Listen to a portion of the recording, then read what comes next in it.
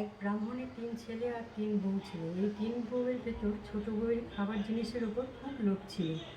ঘরের খাবার জিনিস সে নিজে চুরি করে খেত আর সমস্ত দোষ চাপিয়ে দিত বাড়ির পোষা একটা কালো বেড়ালের ওপর। বেড়ালটা ছিল মা ষষ্ঠীর বাহন। সে রোজ গিয়ে মা ষষ্ঠীকে এই চুরি করে খাওয়ার সব কথা বলে দিত, কিন্তু ছোট বউ নিজের দোষ কখনো স্বীকার করতো না। এমনি করে জ্যৈষ্ঠ মাসের শুক্লপক্ষের ষষ্ঠী তিথিতে অরণ্য ষষ্ঠীর ভোটের দিন এসে পড়ল। ব্রাহ্মণী ব্রত করবে, বাড়িতে হবে আনন্দ উৎসব। ব্রাহ্মণের পুজোর জন্য নিজের হাতে পায়েস, মিষ্টি, ক্ষীর ও নাড়ু তৈরি করলো এবং ছোটো বউকে বলল, বৌমা, আমি স্নানটা সেরে আসি, তুমি ততক্ষণ এখানে বসো, দেখো যেন বেড়ালটা কোনো জিনিসে মুখ না দেয়। ব্রাহ্মণী চলে গেল স্নান করতে। এদিকে এইসব ভালো ভালো খাবার দেখে ছোটো বউ আর লোভ সামলাতে পারলো না। মিষ্টি, ক্ষীর, দই, পায়েস যা পারলো তাড়াতাড়ি খেয়ে নিল আর একটু দই নিয়ে বিড়ালটার মুখে মাখিয়ে দিল। এদিকে ব্রাহ্মণী স্নান করে এসে দেখলো যে খাবারগুলো সব খেয়ে যেন খাবলে খেয়ে গেছে। ব্রাহ্মণী ছোটো বউকে তখন জিজ্ঞেস করলো, ও বৌমা, পুজোর মিষ্টিগুলো কি এমন করে খাবলে খেয়ে গেল? ছোটো বউ বলল, কী জানি মা, একটু অন্যমনস্ক হয়েছিল, সে সময় আমার চোখে ধুলো দিয়ে বিড়ালটা সব খেয়ে নিয়েছে। ওই দেখুন না, ওর মুখে সব লেগে আছে। এই বলে ছোটো বউ বিড়ালটাকে বেশ 2-4 খায় দিয়ে দিল। শেষে ব্রাহ্মণী আবার নতুন করে জোগাড় করে পুজোর ব্যবস্থা করলো। এদিকে বিড়ালটা কাঁদতে কাঁদতে বনে চলে গেল এবং যেখানে দেবী অরণ্য ষষ্ঠী রয়েছেন তার কাছে গিয়ে সব কথা বলে দিল। সব শুনে ষষ্ঠী দেবী বললেন, আমি সব জানি, তুই কাঁদিস নি, আমি শিগগিরই ছোটো বউকে প্রতিফল দেবো।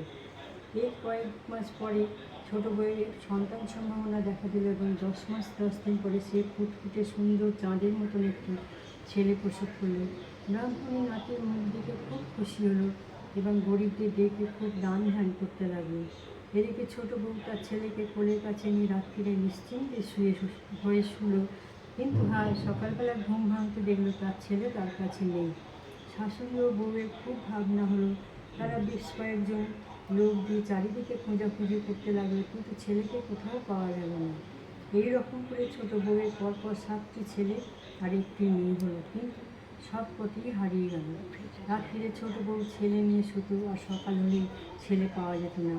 তখন পাড়ার সকালে বলতে লাগলো যে ছোটো বউ মানুষ নয়, নিশ্চয়ই রাক্ষসী, ছেলেগুলোকে সেই নিশ্চয়ই খেয়ে ফেলে। এই বউকে কিছুতেই বাড়িতে রাখা উচিত নয়, এক্ষুনি বাড়ি থেকে তাড়িয়ে দেওয়া উচিত। পাড়ার লোকের সব কথাই ছোটো বউয়ের কানে গেল। সে আর সহ্য করতে পারল না, সে নিজেই বাড়ি ছেড়ে একদিন বনে চলে গেল। সে বনে গিয়ে কেঁদে কেঁদে বলতে লাগলো, আমার একই হলো মা ষষ্ঠী, তুমি আমার 7টি ছেলে আর একটি মেয়ে দিয়েও সব কেড়ে নিলে কেন মা? আমাকেও তুমি নিয়ে নাও, আমি একদিনও আর বাঁচতে চাই না। ছোটো বউকে এইভাবে আক্ষেপ করতে দেখে মা অরণ্য ষষ্ঠীর দয়া হলো। তখন তিনি এক বুড়ির বেশ রূপ ধরে তার কাছে এলেন। তিনি তাকে বললেন, এই বনবাজারে তুমি একলা বসে কাঁদছো কেন মা? ছোটো বউ তখন সমস্ত ঘটনা মা ষষ্ঠীকে খুলে বলল। মা ষষ্ঠী তখন বললেন, ওরে বেটি, আসল কথাগুলো সব লুকিয়ে রাখলি কেন? তুই যে লুকিয়ে লুকিয়ে মাছ, দুধ, পুজোর মিষ্টি সব নিজে খেয়ে ফেলে শাশুড়ির কাছে কালো বিড়ালটার নামে দোষ দিতিস, তাতে তোর লজ্জা হতো না? সেই কারণে আজ তোর এই দুর্দশা হয়েছে। ছোটো বউ বুড়ির পায়ের ওপর আছড়ে পড়ে কাঁদতে কাঁদতে বলতে লাগলো, তুমি কে মা? কেমন করে আমার সব কথা জানলে? আমায় দয়া করো, তা না হলে আমি তোমার পা ছাড়ব না। মা ষষ্ঠী ছোটো বউয়ের কাতরতা দেখে বললেন, বাছা, আমি মা ষষ্ঠী, পৃথিবীর লোক যা করে আমি সব জানতে পারি। ছোটো বউ তখন আবার কেঁদে বলতে লাগলো, মা, আমি খুবই অন্যায় করেছি, আমার পাপের শেষ নেই। আজ যখন দয়া করে আমায় দেখা দিয়েছ, তখন তুমি আমায় রক্ষা করো মা, তুমি যা বলবে আমি তাই করব। মা ষষ্ঠী তখন বললেন, দেখো, পথের ধারে ওইখানে একটা মোরা বিড়াল কচি পড়ে রয়েছে। যদি এক হাঁড়ি দই ওই বিড়ালটার গায়ে ঢেলে দিয়ে সেই দই জিভ দিয়ে চেটে এই হাঁড়িতে তুলতে পারো, তবে তোমার সব ছেলেমেয়ে আবার ফিরে পাবে। এই কথা শুনে ছোটো বউ একটু দেরি করলো না, এক হাঁড়ি দই এনে সেই পচা বিড়ালটার গায়ে ঢেলে দিল এবং পরে জিভ দিয়ে চেটে সমস্ত দই আবার হাঁড়িতে তুলে এনে মা ষষ্ঠীকে দেখালো। মা ষষ্ঠী ছোটো বউয়ের ছেলে মেয়েদের নিয়ে আগে থেকেই দাঁড়িয়েছিলেন।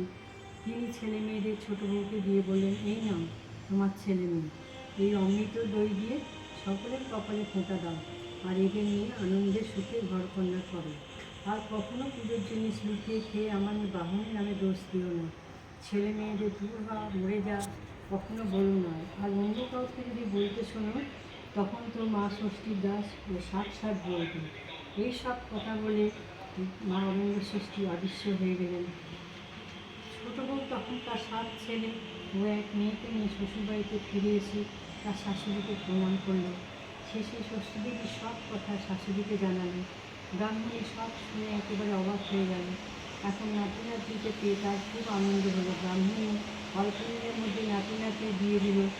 পরের বছর জ্যৈষ্ঠ মাসের শুক্লপক্ষে ষষ্ঠী তিথিতে খুব জাঁকজমক করে ছোটো বউ অরণ্য ষষ্ঠীর ব্রত করলো এবং মেয়ে জামাইকে আনিয়ে জামাইয়ের কপালে দইয়ের ফোঁটা দিল। সেই থেকে মা অরণ্য ষষ্ঠীর মাহাত্ম্যের কথা চারিদিকে ছড়িয়ে পড়ল। এই ব্রতকেই জামাই ষষ্ঠী বা ষষ্ঠী ব্রত বলা হয়।